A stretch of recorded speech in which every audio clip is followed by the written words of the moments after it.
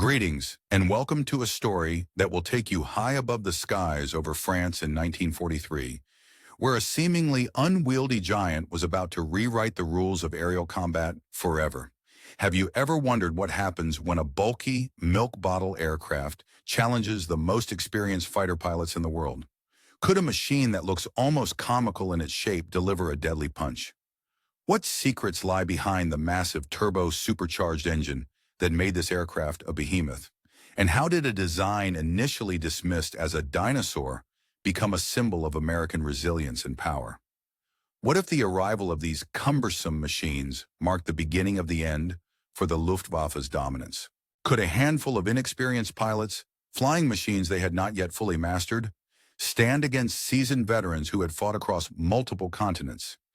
And what devastating truth was hidden behind the thunderous firepower of those 8 Browning machine guns, capable of shredding enemy aircraft in seconds? All of these pieces form part of a larger puzzle, one that questions whether strength and size truly win battles, or if innovation and perseverance hold the key. Are we witnessing the dawn of a new era in air warfare, one that would shake the very foundations of the enemy's power? In this video, we will trace the origins of the mighty P-47 Thunderbolt from its chaotic birth during the chaos of 1940 through its revolutionary design to its pivotal role in shaping the skies of World War II. We'll separate fact from fiction, unveil the truth behind the dinosaur, and reveal how this aircraft transformed from ridicule into a terror that would dominate the aerial battlefield. Get ready, because what you're about to discover will change how you see the sky forever. Starting right now with the story of the remarkable morning of April the 8th, 1943. April the 8th in the year of 1943 found itself etched into history with a tense, defining moment high above the skies over Caen, a region in France, at an altitude of 27,000 feet. The air was sharp and crystalline, the clarity of the atmosphere allowing every detail to be observed with startling precision. In the cockpit of his Focke-Wulf FW190A5, Oberleutnant Ralph Hermeken, a seasoned German fighter pilot, could not hide a subtle smirk behind his oxygen mask as he watched a formation of Allied aircraft laboriously ascend toward them. The silhouettes of the newcomers appeared almost ungraceful, lumbering through the pristine canopy like cumbersome shadows struggling to gain altitude against the relentless pull of gravity. Hermeken, a veteran ace from Yakashvada, a region renowned for producing skilled pilots, was only 26 but had already accumulated extensive combat experience. His keen eyes, trained over countless missions, scrutinized the American fighters making their debut over occupied Europe with a mixture of curiosity and skepticism. He observed the strange, bulky machines, which from his vantage point seemed almost comical in their unimposing bulk compared to the sleek fighters he was accustomed to facing. In a low, almost amused voice transmitted through the radio to his wingman, Hermeken made a biting remark. "These armies have sent us flying milk bottles." He chuckled, unable to suppress a laugh at the sight of the massive Republic P-47 Thunderbolt struggling to climb. His words revealed a mixture of confidence and disbelief. Confidence in the strength of his own aircraft, yet a hint of underestimation for these seemingly awkward newcomers. Below them, a formation of 16 P-47C Thunderbolts from the 4th Fighter Group was making its slow, determined ascent. These American aircraft, powered by twin Pratt & Whitney R-2800 double Wasp engines delivering a formidable 2,000 horsepower each, strained against their hefty 7-ton frames. The engines roared with effort, pushing these angular giants upward through the thin air. To pilots like Hermeken, accustomed to the sleek, agile Spitfires or the nimble Soviet fighters, these American fighters appeared almost absurd in their shape. A barrel-shaped fuselage topped with a greenhouse canopy, wings that looked too small for such a hefty body, and propellers that towered like giant blades, dwarfing anything seen in the Luftwaffe's inventory. What Hermeken, and indeed all of the German pilots circling high above, could not grasp at that moment was the significance of what they observed. They were witnessing the arrival of a new type of weapon, one that would, in due course, systematically dismantle the very core of the Luftwaffe's fighter force. The seemingly unwieldy and bulky Thunderbolt was about to become a game-changer in aerial combat. Within less than a year and a half, these once mocked milk bottles would evolve from objects of ridicule into instruments of terror, their formidable armament transforming their reputation entirely. Their 8 Browning machine guns, capable of firing a combined rate of 6,000 rounds per minute, were already loaded and ready for action. The deafening burst of fire from those guns could reduce enemy aircraft to shredded wreckage in less than 2 seconds, a testament to the destructive potential packed into these seemingly cumbersome aircraft. This transformation began that very morning, April the 8th, 1943, when Major Donald Bully, commanding the 335th Fighter Squadron, first spotted the German formation taking its position for attack.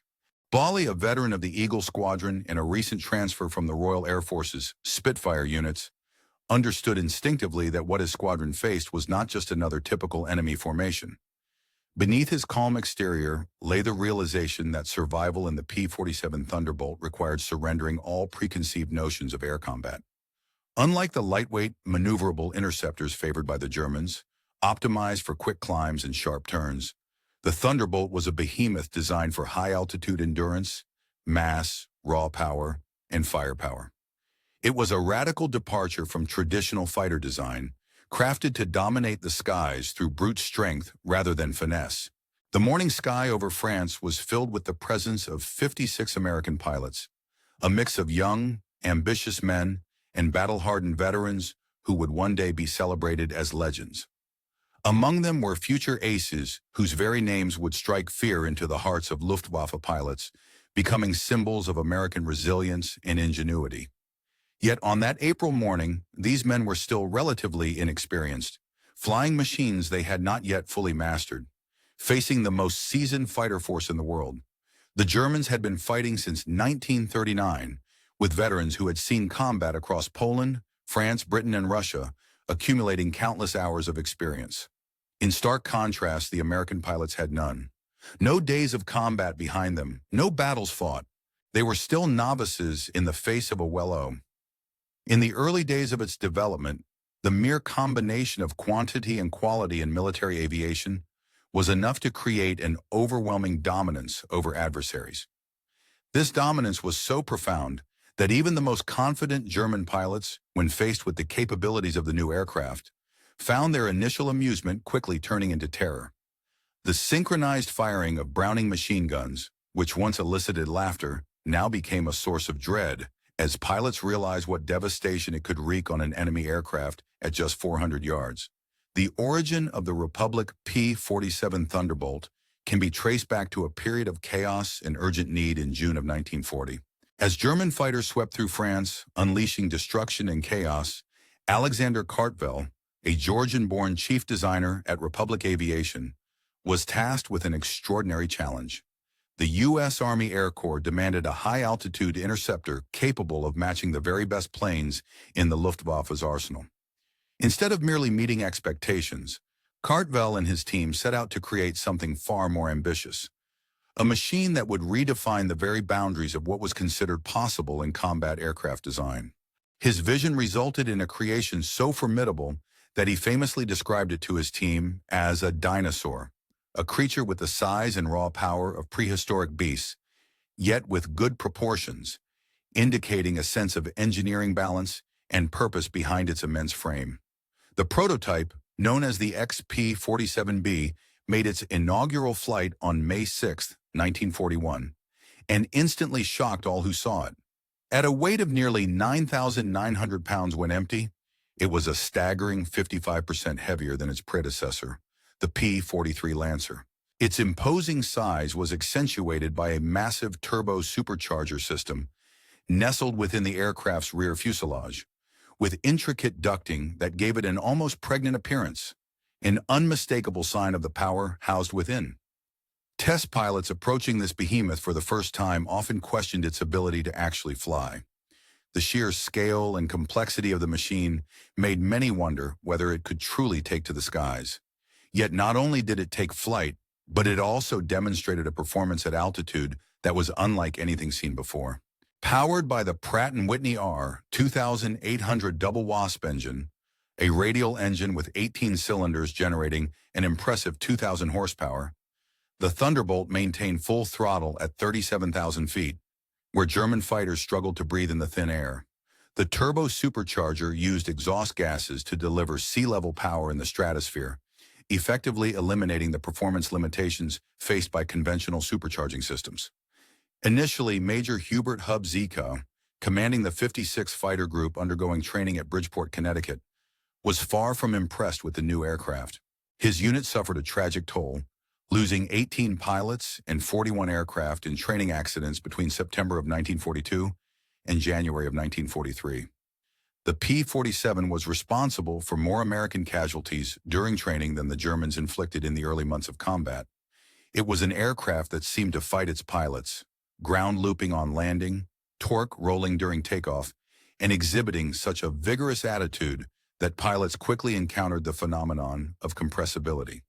Shock waves formed on the wings during high-speed dives, causing the controls to freeze and making the aircraft a formidable challenge to master. Yet those who persevered and learned to tame the beast discovered something extraordinary beneath its intimidating exterior. Lieutenant Robert Johnson, a farm boy from Oklahoma, who would go on to become one of America's top aces with a total of 27 victories, vividly described his first flight. He likened it to strapping yourself to a locomotive, emphasizing the extraordinary power that surged through the aircraft. The raw force was so overwhelming that flying it was less about piloting in the traditional sense and more about aiming the massive machine. As combat in 1943 began to unfold in April and May, the P-47 proved every German prejudice about its shortcomings. It could not turn quickly enough to match the Focke-Wulf 190s, nor climb as swiftly as the Messerschmitt Bf 109s, nor handle with the nimbleness needed at medium altitudes. German Luftwaffe pilots quickly discerned these weaknesses and devised tactics to exploit them. They would attack from below, where the heavy Thunderbolt struggled with its weight and size, forcing the Americans into prolonged turning battles where agility and maneuverability held more importance than raw firepower. Among the German pilots was Oberleutnant Hutschmann Isef Pips Priller, commanding officer of the Jagdgeschwader 26, who filed a report after his first encounter with the aircraft. He dismissively described the Thunderbolt as meat for slaughter, criticizing its sluggish flight characteristics, cumbersome turn rate, and poor climbing ability, comparing it unfavorably to a truck, a freight train, and a pregnant cow.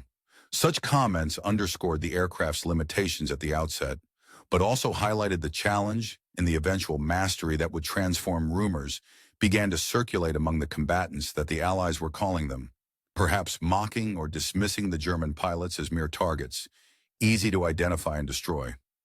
Meanwhile, the Germans, buoyed by their initial successes and confident in their tactics, began to regard the American fighter groups with a certain degree of skepticism, despite the mounting casualties inflicted on them. These early days of engagement painted a picture that seemed to confirm the Germans' belief in their own dominance, as the statistics from the initial encounters appeared to reinforce their confidence. In the first month of active combat, the American aerial units flying the formidable P-47 Thunderbolt suffered the loss of approximately 14 aircraft, while the Germans managed to confirm only about 3 kills. These numbers suggested that the Americans were perhaps overly optimistic about their aircraft's capabilities or underestimating German tactics. From their vantage point, the RAF, observing the battles from their stationed Spitfire squadrons, often quietly hinted that the Americans might want to reconsider their enthusiasm for the P-47's design, hinting that perhaps other mounts would serve better in the skies. British pilots, with their characteristic humor, often joked that the most effective evasive maneuver in a P-47 was to unstrap oneself and run around inside the spacious cockpit, a humorous nod to the aircraft's size and perhaps its perceived sluggishness in tight turns.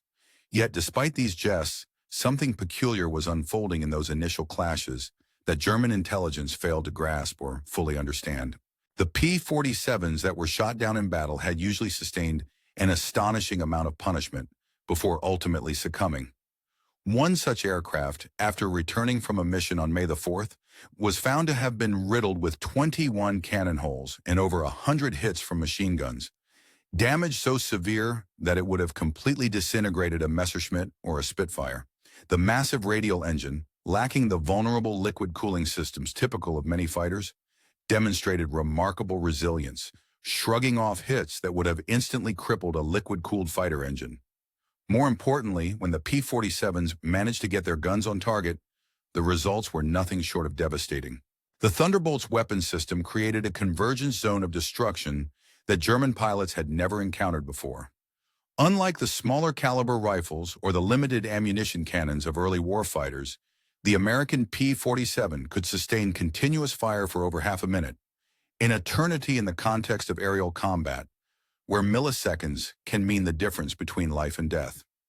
The turning point that began to shift German perceptions of the P-47 occurred on June the 26th in the year 1943, over the skies of Lasso, France. This pivotal event involved Second Lieutenant Robert S. Johnson of the 61st Fighter Squadron and would become legendary among combatants on both sides of the conflict. Johnson's formation, consisting of 48 P-47 Thunderbolts, was returning from an escort mission when they were unexpectedly attacked by 16 Focke-Wulf FW-190S from the 2nd Group of the 8th Fighter Wing, commanded by Wilhelm Ferdinand Galland, the younger brother of the renowned Adolf Galland. The Germans executed their attack with flawless precision, diving from the sun at a speed advantage that overwhelmed the American formation.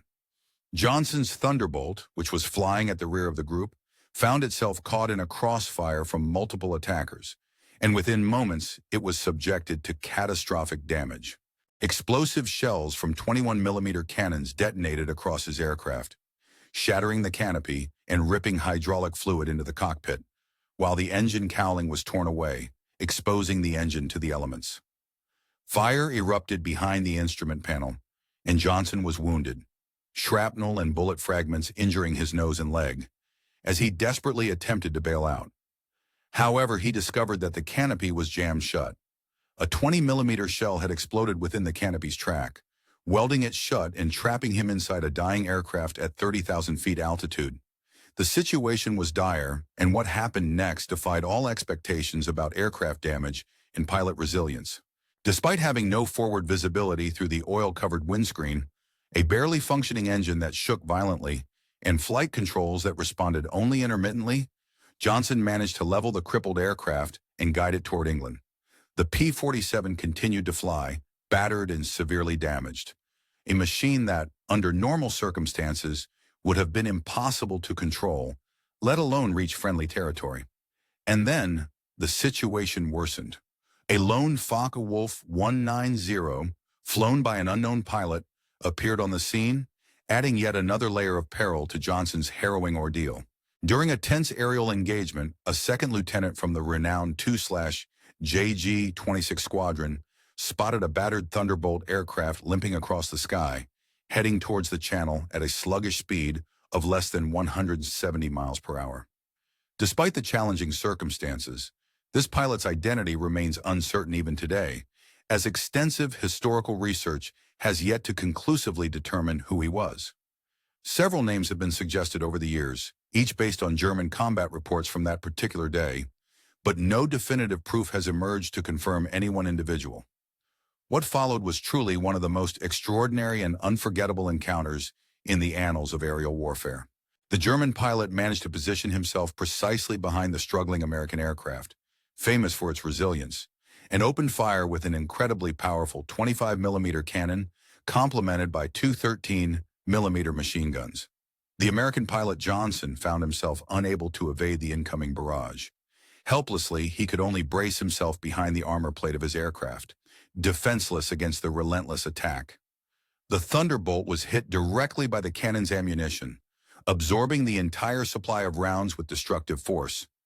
After firing the cannon, the German pilot quickly repositioned his aircraft, now switching tactics and unleashing his remaining ammunition with his machine guns. Johnson's aircraft, battered and burning, was still flying, defying all expectations.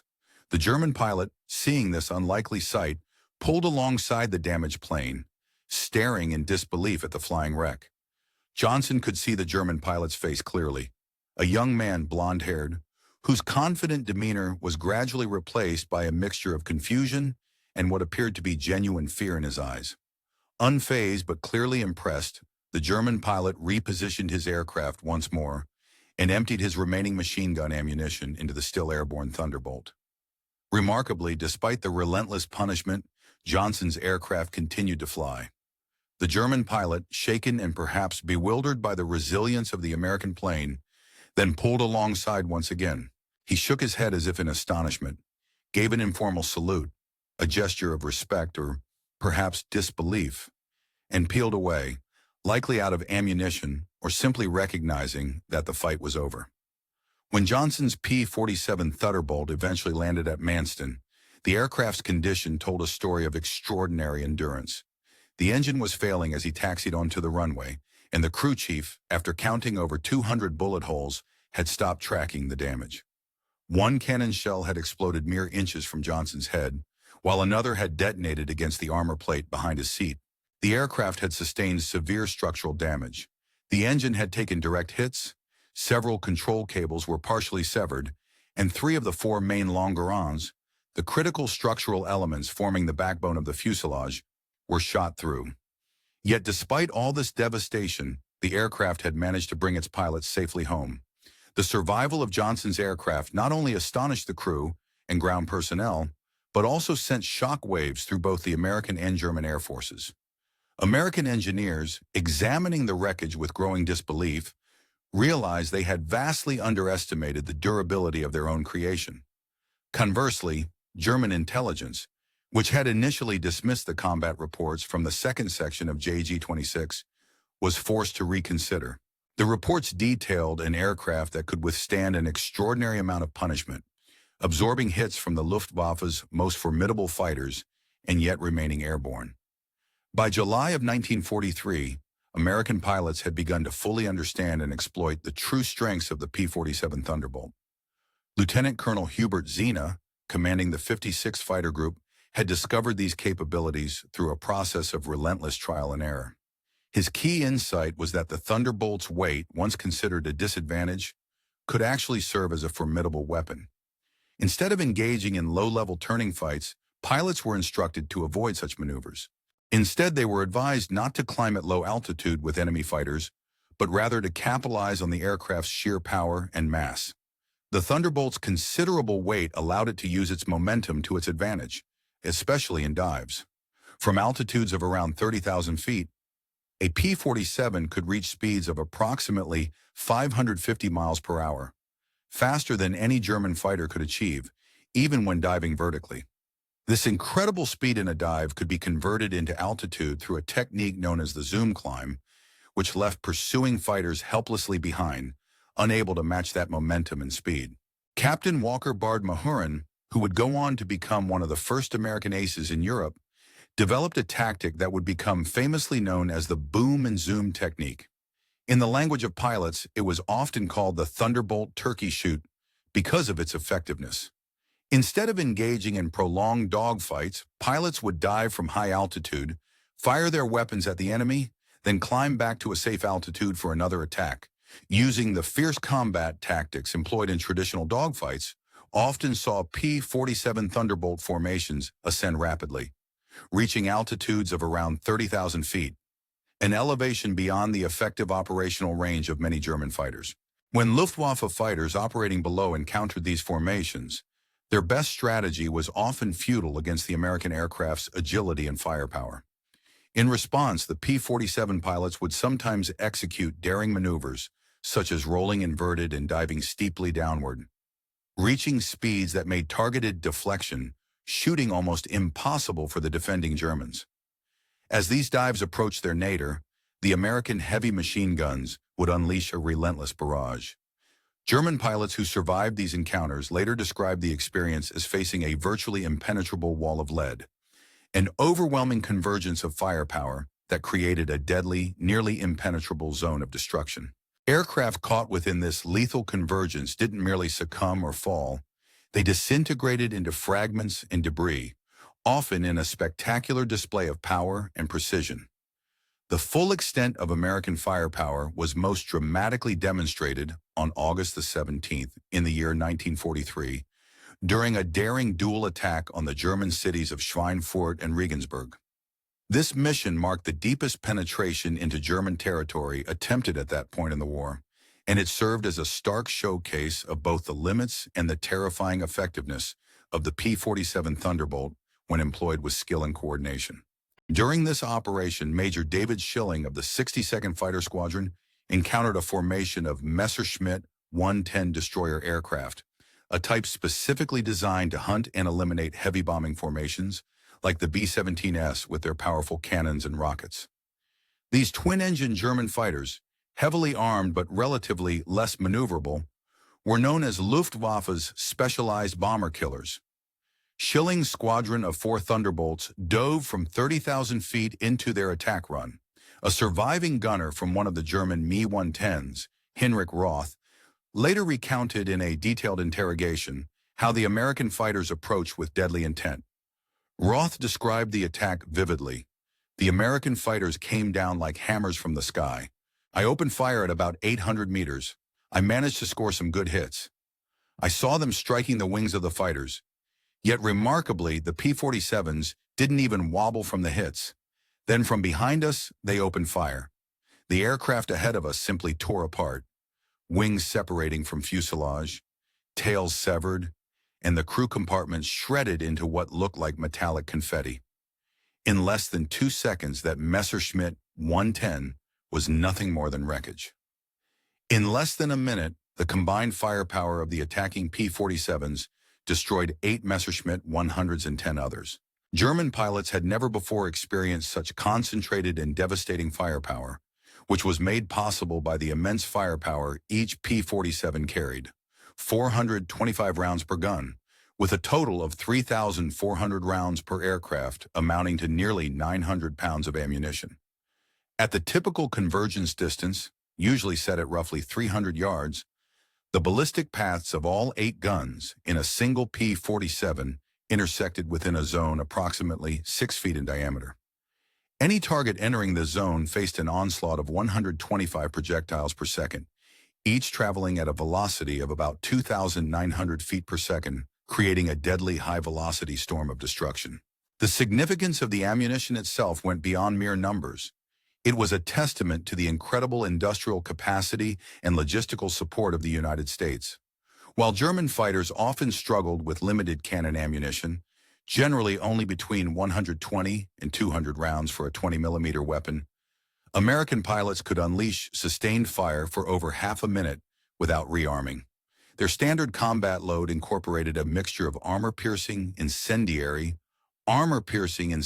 tracer, and standard ball ammunition, all carefully patterned to maximize both destructive and incendiary effects, designed to destroy enemy aircraft and ignite fires within their structures. Lieutenant Colonel Francis Gabby Gabreski, who would go on to become the top American ace in Europe with a tally of 28 confirmed victories, vividly described the devastating impact of the Thunderbolt's firepower. When you hit them with all 8 guns, they don't just go down, they explode, he explained. I saw a German Messerschmitt Bf 109 literally torn in half, its tail falling one way, while the nose and wings went another. The pilot never even knew what hit him. By September of 1943, the Luftwaffe's fighter capabilities and morale faced serious challenges, as the effectiveness of the American fighters and their overwhelming firepower became increasingly evident in the skies over Europe and beyond, marking a turning point in the aerial combat of the war. As the war progressed and new technological insights emerged, a troubling revelation about the P-47 Thunderbolt's true capabilities began to take shape, one that would profoundly impact the strategic landscape of aerial combat. This discovery was centered around the aircraft's exceptional performance at high altitudes, which dramatically improved as the altitude increased, noticeably while German fighters, relying on older or less advanced supercharging systems, struggled to keep pace. The turbo-supercharged Wright R2800 engine of the P-47, also known as the Double Wasp, maintained its rated power output confidently up to 30,000 feet, a feat that was critical to its dominance in the skies. Meanwhile, many of the German fighters, which depended on single-stage or two-stage mechanical superchargers, saw their performance plummet significantly beyond 25,000 feet, leaving them at a severe disadvantage in high-altitude encounters. One of Germany's most renowned and successful aces, Hans Philipp, who had accumulated a staggering 206 victories in combat, unfortunately confronted this reality in a fatal encounter on the 8th of October in the year 1943. On that day, while leading a formation of Jagdgeschwader fighters against a formation of B-17 bombers at approximately 28,000 feet over Bremen, Philipp found himself in a dire situation.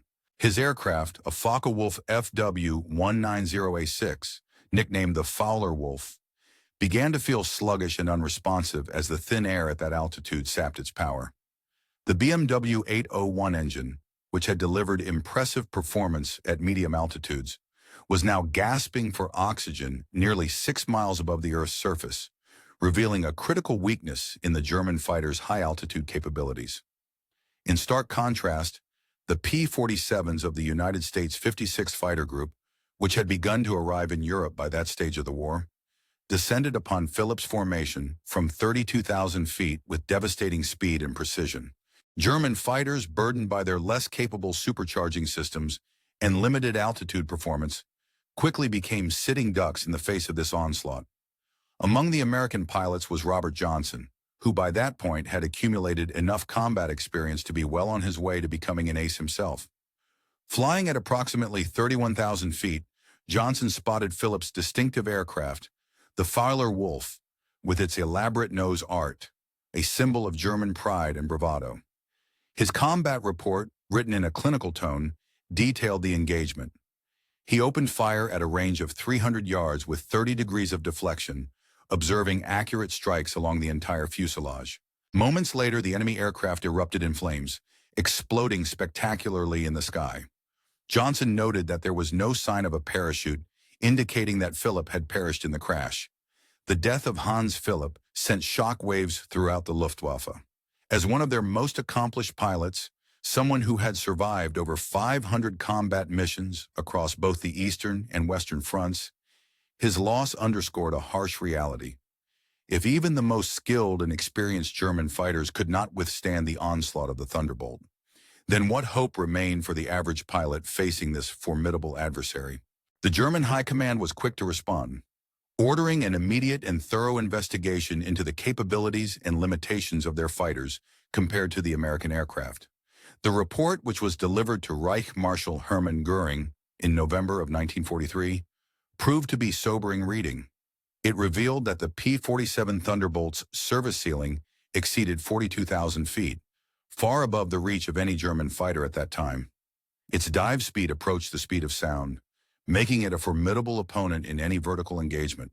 The aircraft's armor was also significantly impressive, featuring a 3/8-inch steel plate behind the pilot, a half-inch bulletproof glass windscreen, and armored deflection plates surrounding the engine, protective features that made it highly resilient to enemy fire. Perhaps most disturbing of all was the aircraft's rugged construction. It was capable of absorbing damage that would have destroyed 3 conventional fighters, yet still returned safely to base. By January of 1944, a new variant of the P-47 began to arrive in England, signaling a turning point in the aircraft's evolution from a robust but somewhat sluggish fighter to a true aerial nightmare for the Luftwaffe. The P-47D-22 model, equipped with a Hamilton standard hydroatic propeller featuring broad paddle blades measuring 13 feet in diameter, made a remarkable difference. These paddle blades, which bit into the air with immense force, immediately improved the aircraft's climb rate and overall performance. Whereas early Thunderbolts could only manage a modest climb rate of around 2,200 feet per minute at sea level, the new paddle-bladed variants could reach an impressive 3,000 feet per minute, matching if not surpassing the German fighters at most altitudes. This enhancement in climb capability, paired with the increase during a tense aerial confrontation near Hanover, our aircraft anticipated their typical advantage over us in the skies. Confident in their usual tactics, the enemy pilots turned sharply to face us, initiating a sharp climb alongside our fighters. As we attempted to break away and disengage from the engagement, they persisted and continued to follow us relentlessly, ascending in unison until they reached an altitude of 30,000 feet. In that high-altitude chase, the formidable Schmidt was caught in the crossfire and violently destroyed. leaving behind nothing but a cloud of smoke and scattered fragments. An obliteration complete and absolute. This encounter made it painfully clear that these were no longer the same aircraft we had once mocked the previous year. The once familiar Thunderbolt fighters had undergone significant modifications, most notably with the installation of paddle blade propellers. These new blades didn't merely enhance the aircraft's performance. They fundamentally transformed the very character of the Thunderbolt's sound. The distinctive, thunderous roar produced by the blade tips, reaching supersonic speeds, could be heard from miles away, echoing ominously through the skies. German ground troops quickly learned to identify approaching P-47 Thunderbolts by their unmistakable noise, which sounded like a deep, menacing rumble, a sound that meant impending doom from above. Soldiers began referring to this fearsome sound as the Donnerschlag thunderclap, a name that conveyed both awe and dread. By the early months of March in the year 1944, the P-47 Thunderbolt had evolved into a highly versatile and formidable aircraft capable of more than just escorting bombers. Equipped with external fuel tanks, these aircraft could now escort deep into enemy territory, penetrating deep into Germany itself. The standard configuration for extended-range missions involved carrying either two wing-mounted fuel tanks with a capacity of 108 gallons each or a single belly tank with a capacity of 75 gallons. This setup extended their operational range to over 1,000 miles, a significant leap that allowed them to stay with the bombers for longer periods. Thanks to the paddle blade propeller, which provided marked improvements in acceleration and agility even when fully loaded, Thunderbolts could engage in combat immediately after dropping their external tanks, maintaining a fighting edge on equal terms with enemy fighters. In response to this threat, the Luftwaffe concentrated their defenses primarily on targeting the bombers, hoping that by inflicting heavy losses on the American aerial formations, they could halt or slow down the relentless daylight bombing campaign. However, this strategy proved increasingly difficult as the P-47's escort fighters dared to fly directly through the heavily defended escort screens, a move that was becoming more and more suicidal with each passing mission. Despite the dangers, the German pilots began to develop a grudging respect for these large American fighters, even as a sense of fear grew. The formidable presence of the Thunderbolt commanded attention and caution among the Luftwaffe's best pilots. One such ace, Major G.A. Rau, who had accumulated an impressive tally of 275 victories, mostly on the Eastern Front, survived a harrowing encounter with P-47s on the 6th of March, 1944. During this encounter, he was badly wounded, but later recounted his experience in a post-war interview. Rau described how they first spotted the Thunderbolts above them, their bulky silhouettes stark against the sun's glare. Someone with a dark sense of humor remarked, "Look, here come the flying pigs." Yet that humor faded almost immediately, as within 30 seconds the situation turned deadly. The Thunderbolts descended upon them like an unstoppable avalanche, faster than they could react or evade. The initial pass alone destroyed 3 of their fighters outright, transforming them into burning wreckage. Unlike their German counterparts' fighters, which fired in short bursts, the P-47s poured out continuous streams of fire, their guns spewing relentless waves of bullets. Being caught in that deadly stream meant instant death, often leaving nothing behind but wreckage and ruin. The escort missions highlighted another crucial advantage of the P-47 Thunderbolt: their endurance. While German fighters often operated at maximum power settings that drained their fuel supplies rapidly, the robust radial engines of the Thunderbolt could cruise efficiently at high altitudes for extended periods. This endurance meant that the Thunderbolts could remain with the bomber formations for hours, rotating in and out of top cover while conserving enough fuel for the return journey. As the spring of 1944 arrived, the arrival of the P-51 Mustangs began to supplement and eventually replace the Thunderbolt in long-range escort duties. Consequently, the P-47 units increasingly shifted their focus toward ground attack roles, a transition that would establish the Thunderbolt as one of the most feared aircraft in the German arsenal. This shift towards ground attack began earnestly in April of 1944, as the Allies prepared for the imminent invasion of France. The Thunderbolt's formidable array of heavy machine guns proved to be highly effective against ground targets. The aircraft's standard armor-piercing incendiary ammunition was capable. The size and stature of a typical military truck are well known, but it was the addition of specially designed bombs and rockets that truly transformed the P-47 Thunderbolt into a formidable, multi-role combat aircraft capable of performing a variety of destructive tasks. Initially, the P-47 was primarily a rugged fighter with a robust airframe, but as the war progressed, its capabilities were significantly expanded through modifications that turned it into a flying artillery platform. The D-25 variant, for example, could carry an impressive payload of two 1,000-pound bombs mounted under the wings, complemented by a 500-pound bomb tucked beneath the fuselage, an impressive bomb load that rivaled what early medium bombers could carry. These modifications made the Thunderbolt not just a fighter, but an effective ground attack aircraft.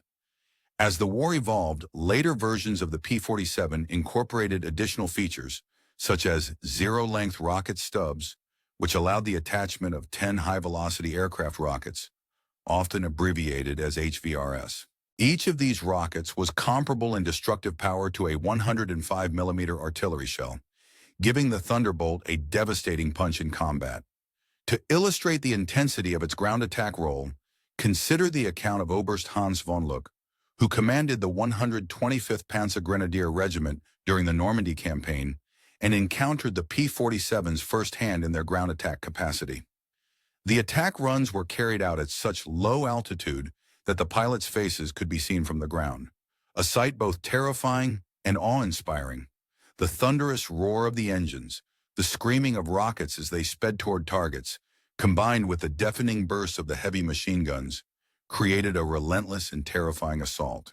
During one such attack, a column of trucks was completely annihilated, 20 vehicles reduced to smoldering wreckage in a single pass. The psychological impact on the soldiers was profound. The sight of these flying artillery pieces, so accurate in their strikes, was deeply demoralizing. The Germans nicknamed them Jabos, a nickname that acknowledged their fighter bomber role, but the Thunderbolt was far more than a simple fighter bomber. It was, in essence, flying artillery with sniper-like precision, capable of hitting targets with deadly accuracy from the air. On June 6, 1944, the day of the Allied invasion of Normandy, the Germans realized just how decisively the balance of air power had shifted. Over 500 P-47 Thunderbolts provided critical air cover for the invasion fleet, forming an almost impenetrable shield over the landing beaches. German fighters attempting to challenge this aerial dominance were met with fierce resistance and were systematically massacred. Oberleutnant Wolfgang Fischer of the German 2nd Jagdgeschwader Squadron, who was among only 3 German pilots to reach the Normandy beaches that day, later reported that the skies belonged entirely to the Americans.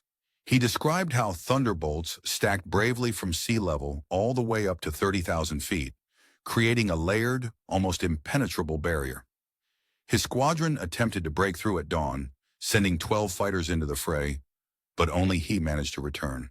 The P-47s were waiting for them at every altitude, their guns turning the German fighters into falling aluminum debris, an unstoppable force that no enemy could easily evade. In the weeks following D-Day, the P-47s continued to play a crucial role in systematically destroying German supply lines and movement routes during daylight hours. The numbers were staggering, providing a clear picture of their destructive efficiency.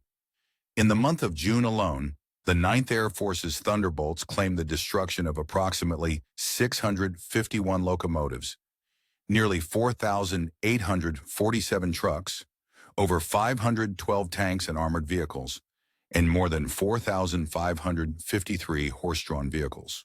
This relentless attrition forced the Wehrmacht to operate primarily during the night, severely hampering their ability to respond quickly and effectively to the advancing Allied forces. The Germans tried every conceivable method to counter the threat posed by the Thunderbolt.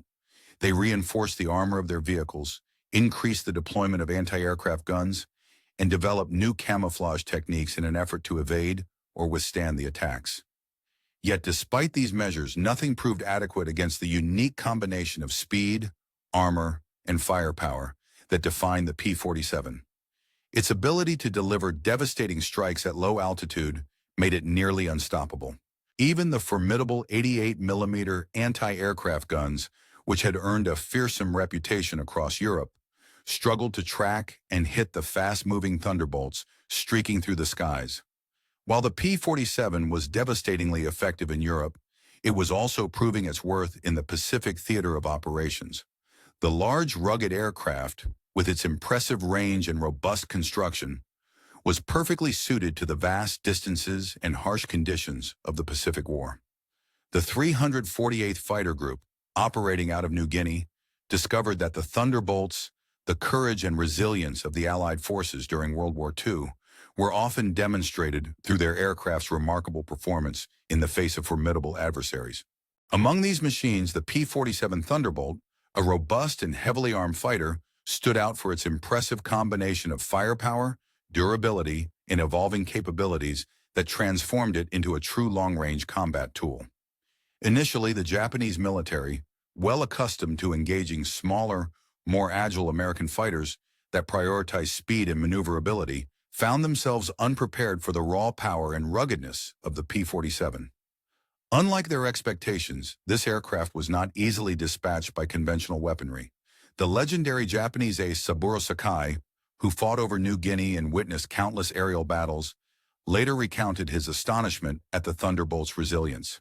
He described how, despite pouring dozens of rounds from his machine guns and cannons into a P-47, the fighter simply continued flying, seemingly unfazed, and escaped damage as if it were invincible. Sakai and his comrades observed that the Thunderbolt's intense return fire was equally terrifying, with streams of heavy bullets ripping aircraft apart and turning the skies into deadly battlegrounds. As the war progressed, the P-47 underwent significant modifications to extend its operational reach, especially crucial in the vast expanse of the Pacific theater. The version known as the P-47N was tailored specifically for this environment, featuring increased fuel capacity through the integration of wet wings capable of holding 93 gallons each. This enhancement extended the Thunderbolt's range to approximately 2,350 miles, allowing it to escort the B-29 superfortresses on their missions deep into Japanese territory. The evolution of this aircraft from a short-range fighter in 1943 into a genuine long-range weapon was, in many ways, a testament to American engineering, ingenuity, and adaptability. Perhaps the most compelling proof of the P-47's transformation came from its encounters with German jet fighters toward the end of the war, showcasing its enduring relevance beyond traditional propeller-driven combat. The advent of the German Messerschmitt Me-262, a jet fighter capable of reaching speeds up to 540 miles per hour, was considered a game-changer in aerial combat. Conventional wisdom held that propeller-driven fighters like the P-47 would be helpless against such speed. However, the pilots of the Thunderbolt discovered critical vulnerabilities in the jet's operational procedures. They identified two key moments when the German jets became most susceptible: during takeoff and landing phases, when their speed was comparatively lower and they were more vulnerable, and during high-speed dives from altitude, where the greater maneuverability and diving ability of the P-47 could be exploited.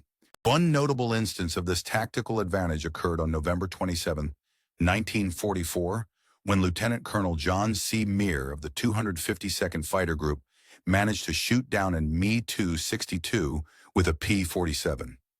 During this engagement, Meare dived from a height of 28,000 feet, reaching speeds close to 500 miles per hour, fast enough to match the jet in level flight.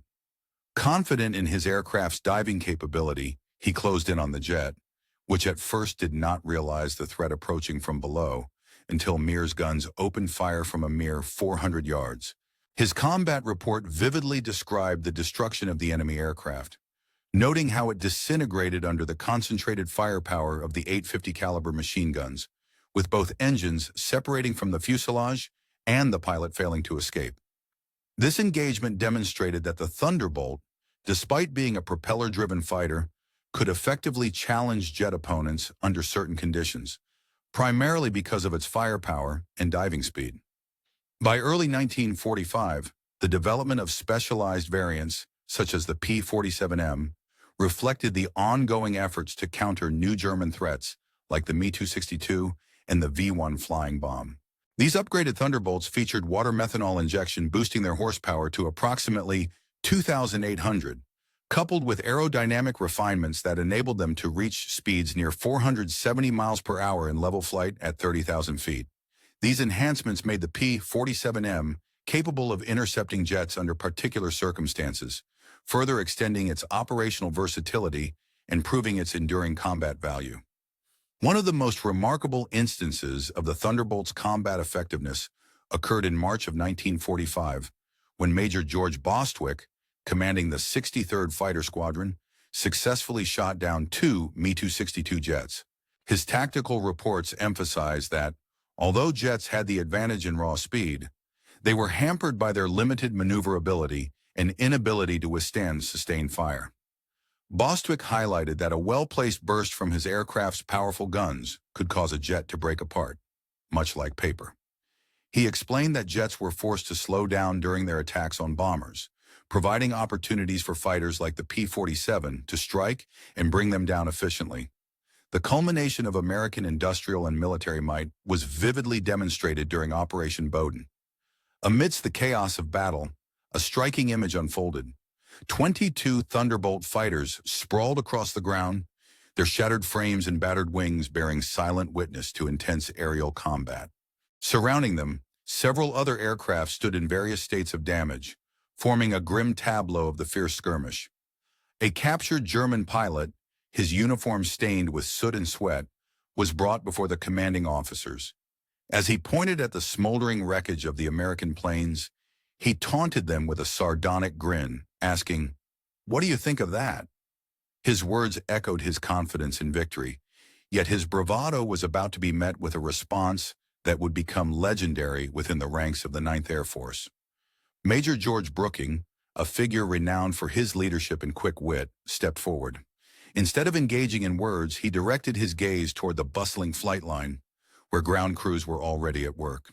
These dedicated teams were diligently pushing aside the wreckage of damaged aircraft, clearing space, and preparing sturdy hardstands for the arrival of replacements.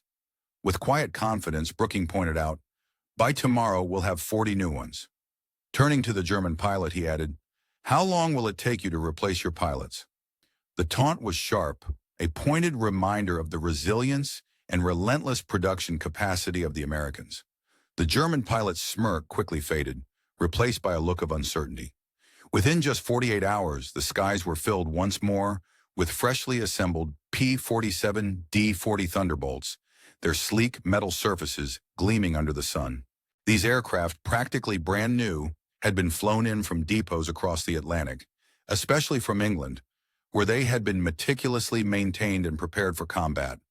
The German Luftwaffe, which had suffered an appalling loss of 271 aircraft and 213 pilots at Bodenplatte, including many irreplaceable instructors and experienced squadron leaders, faced an unrelenting challenge. These losses, particularly among seasoned personnel, were impossible to fully replace, leaving a lasting scar on their operational effectiveness. In contrast, the Americans managed to recover swiftly.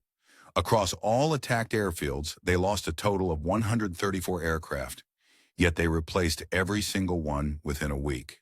These numbers told a clear and unmistakable story about the inevitable outcome of the conflict. The resilience and capacity of American industry and military preparedness were superior, leading steadily toward defeat for the Axis powers.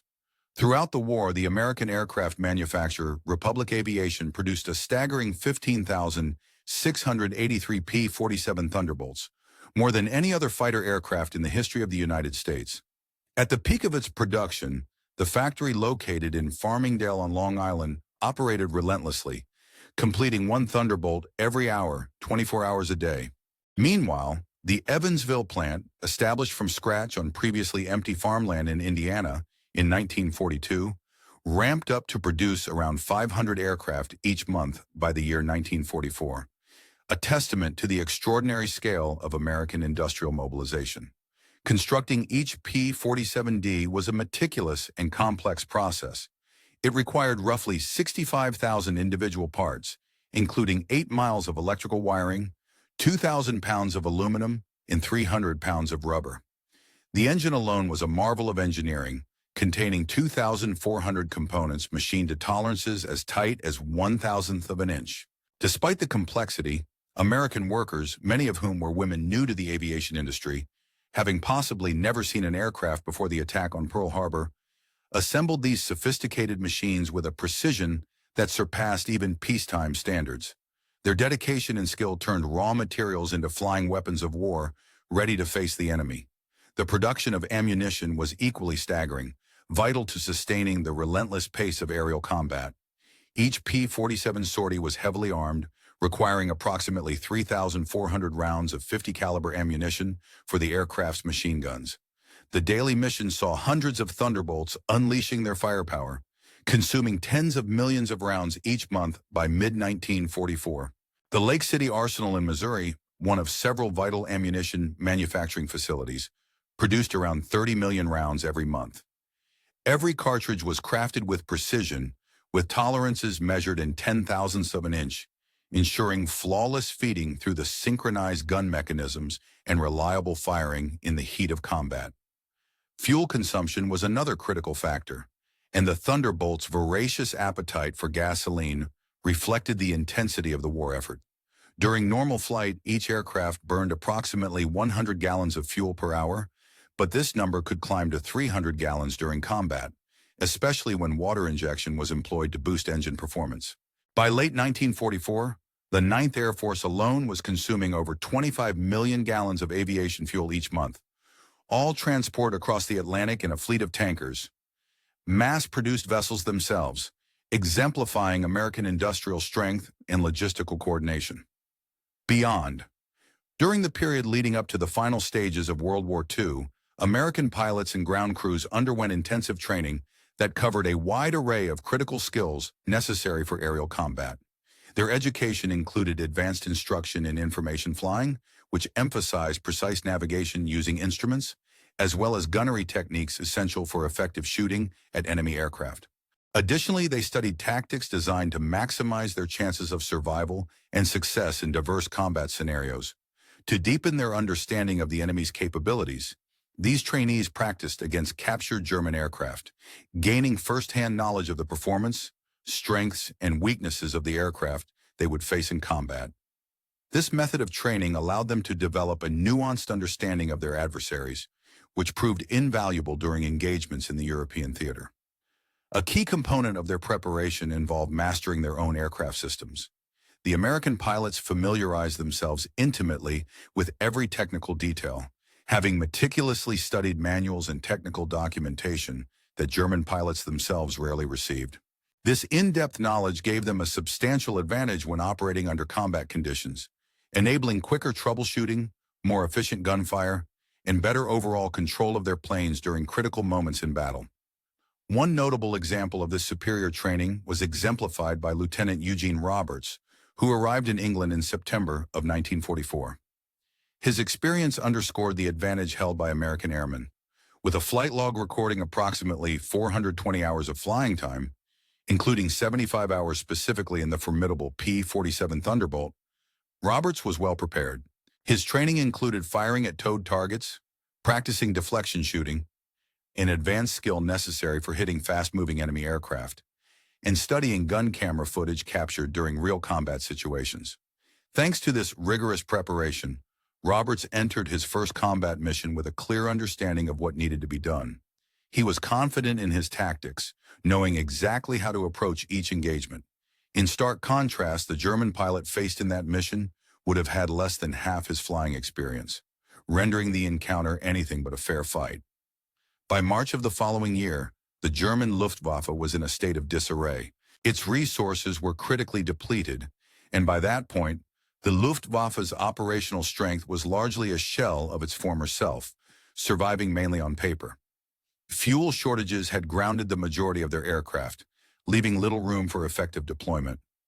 Many seasoned pilots had either been killed or taken prisoner, and the remaining airfields had been reduced to craters and ruins due to relentless Allied bombing campaigns.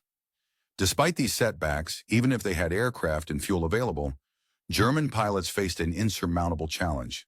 They were up against formations of P-47 Thunderbolts that dominated every altitude from the ground level up to 40,000 feet. These American fighters had become a symbol of overwhelming material superiority. One of the last German pilots trained in early 1945, Feldwebel Klaus Brechender, experienced firsthand the futility of their situation. He participated in only a single combat mission before the war's end, which lasted a mere 12 seconds. During that brief encounter over Leipzig, he recounted how he saw 4 Thunderbolts descending in perfect formation from above, diving with precision and speed he could not match. Attempting to turn to evade the attack, he described how the P-47s were too fast to escape. The lead aircraft opened fire from roughly 500 meters, and Brechender's plane was struck with devastating force. His aircraft shook violently as if hit by sledgehammers. The engine exploded and a wing separated from the fuselage. Miraculously, Brechender managed to bail out just in time. From his parachute, he watched in desolation as the American fighters continued to destroy his entire unit. 6 aircraft destroyed in less than a minute. The sky was filled with the sound of explosions, burning aluminum and falling bodies, leaving behind an indelible psychological scar on the remaining German pilots. The overwhelming dominance of American aircraft and tactics had a profound psychological impact on the German pilots. They developed a sense of helplessness and despair rooted in the realization that their efforts could no longer match the relentless and technologically superior American forces. Their morale plummeted as they confronted the brutal reality of strategic and material superiority that the Americans wielded, exemplified by their to produce aircraft in vast numbers, equip them with the best technology, and support their pilots with ample supplies of fuel, ammunition, and spare parts. The Germans, in contrast, had little more than courage to sustain them, courage that, while admirable, was ultimately insufficient against the relentless onslaught of American steel and firepower. By the spring of the year 1945, the once formidable German Luftwaffe had all but ceased to exist as an effective fighting force.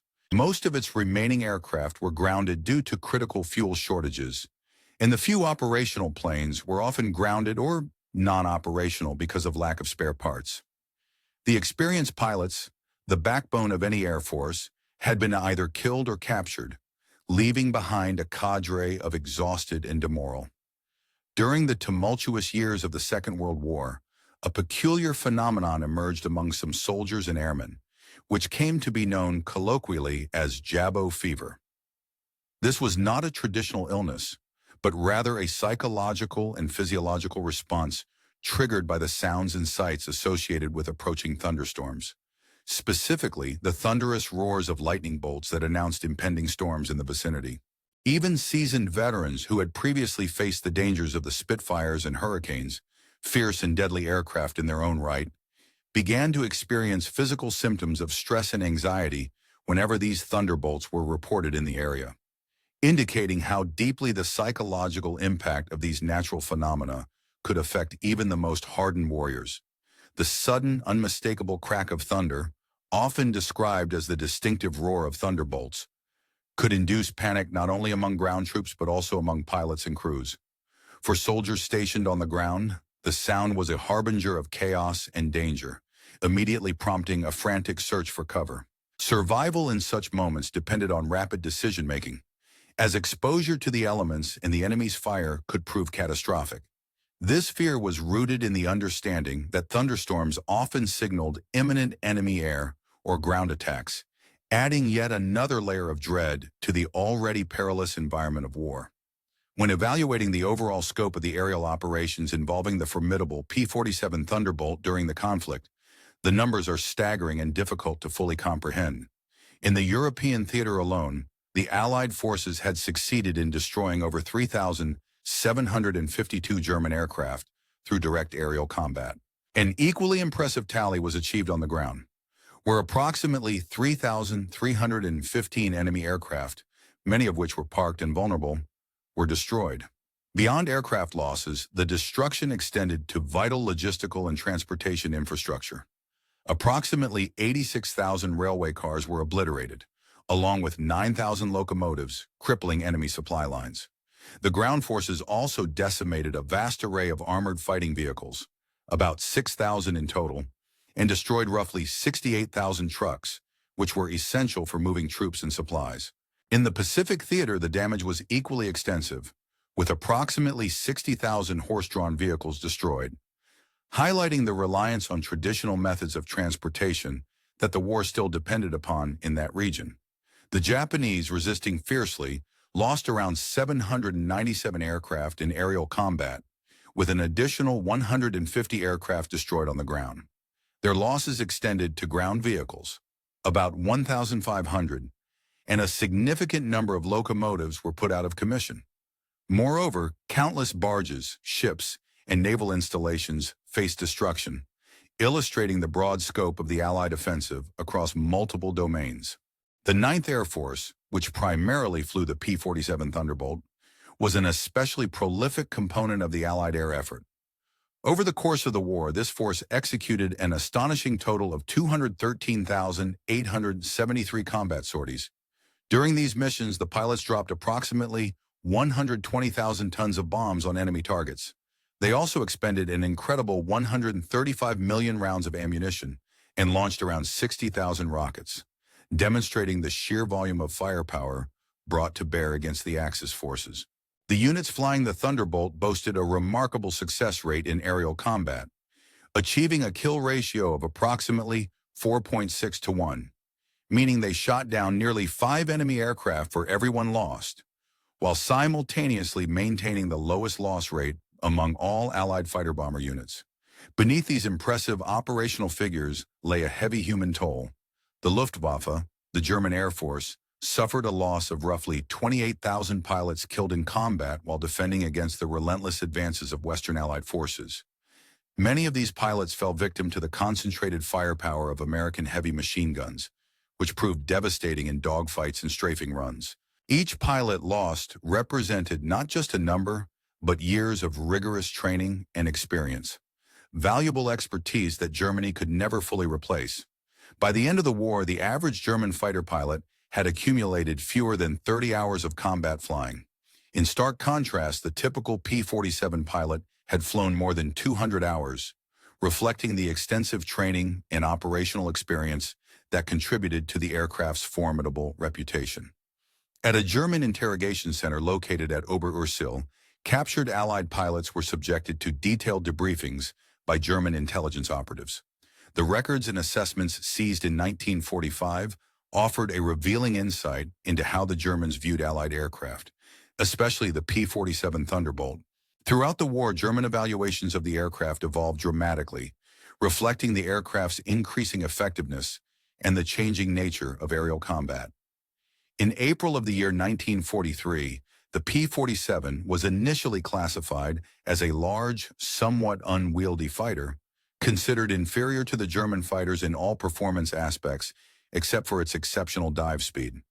Its machine gun armor was deemed insufficient against the German cannon-arm fighters, and the aircraft's threat level was regarded. In the tumultuous years of the early 1940s, our strategic misjudgments in aerial combat became glaringly apparent. Back in 1943, we looked at the American fighter aircraft that had just appeared and couldn't help but laugh, dismissing it as overly bulky and unwieldy. We believed that the Americans simply didn't grasp the intricacies of air combat. After all, they had built what they called a fighter, yet it resembled a heavy bomber more than the sleek fighters we prized. We thought their approach was flawed, underestimating the depth of their understanding. It was us who failed to see the bigger picture. In our ignorance, we assumed the Americans were merely copying European designs or trying to emulate them. Instead, what they did was deliberately craft an aircraft suited to their unique wartime needs. An airplane built around principles of mass production, formidable firepower, and resilience. The Americans recognized that in a brutal war of attrition, the aircraft that could endure relentless punishment while delivering devastating blows would ultimately dominate the skies. Their strategy was rooted in the conviction that toughness and firepower, combined, could turn the tide of battle, and history has proven this to be profoundly correct. The moment I first flew a captured P-47 Thunderbolt after the war, I gained a new understanding of what made the American approach so effective. The power generated by that machine was nothing short of extraordinary. It had the ability to climb steeply as if gravity itself had been reversed. The cockpit offered comfort and clarity, with excellent visibility that allowed pilots to maintain awareness of their surroundings. The controls responded with surgical precision, making it a pilot's aircraft through and through. It was a marvel wrapped in armor, a testament to American ingenuity, designed to withstand the rigors of combat. What truly struck me, however, was the realization that the United States had managed to produce more than 15,000 of these intricate, complex machines during a two-ocean war. Each aircraft came equipped with an engine far more sophisticated than anything Germany could produce. Despite the immense challenges, American industries managed to manufacture these fighters at a pace that outstripped our own ability to produce simpler, more traditional fighters. This disparity made one thing painfully clear. We stood little chance of catching up or overtaking their technological and manufacturing prowess. One of the most recognizable features of the P-47 was its formidable armament, often affectionately dubbed Roosevelt's piano because of the distinctive sound the guns made when firing. Once you heard that thunderous roar, it etched itself into your memory forever. Many of my comrades heard that sound for the last time, their lives cut short by the very machines they fought so fiercely against. The P-47 didn't merely defeat the Luftwaffe, it utterly destroyed it, decimating enemy air defenses and asserting American dominance in the skies. The design philosophy behind the P-47 perfectly encapsulated the core of American industrial strength. The aircraft embodied brute force engineering, heavily backed by seemingly unlimited resources and relentless determination. Every component was built beyond the necessary specifications, overbuilt, overpowered, and over-engineered to ensure maximum durability and effectiveness. The wing spars alone could support a load of 40,000 pounds, 3 times the aircraft's fully loaded weight, providing a level of structural integrity unmatched in other fighters. Its engine mount was capable of withstanding forces of 12 times the force of gravity, ensuring survivability under the most extreme maneuvers. The control cables were doubled throughout the aircraft, with automatic backup systems in place to guarantee continued operation even if one set was compromised. The ammunition feed system was an engineering miracle. 8 separate boxes, each holding 425 rounds, fed ammunition to the guns through electric boost motors designed to prevent jamming during intense maneuvers. The guns themselves were electrically heated to prevent freezing at high altitudes, and each had its own charging mechanism, allowing for precise synchronization. Pilots could adjust the convergence of their guns from a range of 150 yards to 400 yards, tailoring their fire for various combat situations. Even after the war ended, many German veterans stubbornly claimed that the P-47's victory was largely due to overwhelming numbers rather than superior technology, asserting that their fighters were more advanced but simply outnumbered. Yet the combat records tell a different story. In engagements where the number of fighters on each side was roughly equal, the P-47s consistently emerged victorious. Their heavy armament, large-caliber machine guns, was initially dismissed as inferior to cannons. Yet in practice, these weapons proved more effective in actual combat scenarios. Analysis of gun camera footage revealed why. Although individual cannon shells were more destructive, they required very precise aim and limited ammunition, typically between 120 and 200 rounds per gun, making them less ideal for sustained dogfights. The machine guns of the P-47, in contrast, created a probability cloud of bullets, a dense spray of projectiles that increased the likelihood of hitting a target, even with less than perfect aim. During the formidable P-47 Thunderbolt, often regarded as an icon of American military aviation, earned its reputation through a combination of raw power, resilience, and unmatched firepower. Its armor-piercing incendiary rounds, calibrated at 50 caliber, featured a sophisticated delayed action fuse designed to guarantee penetration of enemy targets before ignition. These rounds, capable of delivering devastating incendiary effects, burned at an incredibly high temperature of 3,000 degrees Fahrenheit, hot enough to ignite even the strongest aluminum structures commonly used in aircraft construction at the time. In comparison, German 20mm shells, although weighing more, often detonated upon surface contact, producing spectacular bursts of flame and shrapnel. While visually impressive, these explosive shells tended to cause superficial or less penetrating damage, unlike the American rounds that ensured deep penetration before igniting their incendiary payloads. The P-47 Thunderbolt itself holds the distinction of being the heaviest single-engine piston fighter ever to be mass-produced in history. Its impressive design meant that its empty weight alone exceeded 10,000 pounds, more than some twin-engine fighters of the era could carry when fully loaded with fuel, weapons, and equipment. The aircraft's power plant was nothing short of extraordinary. Its engine generated more horsepower than entire bomber formations from the previous two conflicts combined, giving it the ability to sustain high speeds, climb rapidly, and endure intense combat conditions. Its array of weapons, notably the 8 synchronized Browning machine guns, delivered an overwhelming volume of firepower, more than a small squad of infantry could muster, making it a formidable opponent in dogfights and ground attack missions alike. Despite its formidable capabilities, the P-47 was manufactured in the thousands, flown by young pilots barely out of high school, and maintained under combat conditions by mechanics who often learned their craft in a matter of weeks. This remarkable combination of mass production, youth, and rapid training contributed to its legendary status. Within less than 2 years, the perception of the P-47 among German military personnel shifted dramatically, from initial mockery to outright fear. During this period, the once dismissed flying milk bottle transformed into the most feared aircraft in the Luftwaffe's entire experience. Veterans who had faced formidable adversaries, such as Spitfires, Hurricanes, and Soviet Yak fighters spoke of the P-47 with hushed reverence decades after the war. Their stories underscored its brutal effectiveness and resilience. Today at the United States Air Force Museum in Dayton, Ohio, a fully restored P-47D sits proudly among other legendary fighters. Its placard details specifications and battle honors, but the true story of its impact is best told through a small display case containing spent .50 caliber shells and a strip of gun camera film capturing a Focke-Wulf 190 disintegrating under a torrent of fire. Beneath this display, a quote from an unnamed German pilot taken from a 2545 interrogation report of 1945 vividly encapsulates its terror. The pilot recounted, "We laughed when we first saw them. Fat, ugly American fighters that couldn't turn, couldn't climb, couldn't fight. But we stopped laughing when we realized they didn't need to turn or climb.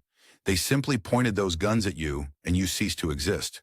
The laughter and bravado faded with the loss of comrades, replaced by the stark reality of the P-47's deadly effectiveness.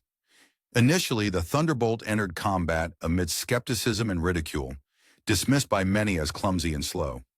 However, by the end of the war, it had become an instrument of annihilation, capable of unleashing destruction on an unprecedented scale. The aircraft's 8 synchronized Browning machine guns became the harbingers of death, rewriting the rules of aerial combat and effectively burying the Luftwaffe beneath an avalanche of lead. German pilots, who once had the confidence to mock the American fighter in April of 1943, found themselves silenced by the relentless roar of its engines and the deadly accuracy of its guns by May of 1945. The war's conclusion left no German pilots to mock or challenge, only the echo of the Thunderbolt's thunderous voice ringing through the skies, signaling that the skies now belonged to America's airmen. In the end, the P-47 Thunderbolt's journey from underestimated newcomer to legendary destroyer reflects a remarkable story of innovation, perseverance, and dominance in the crucible of aerial warfare.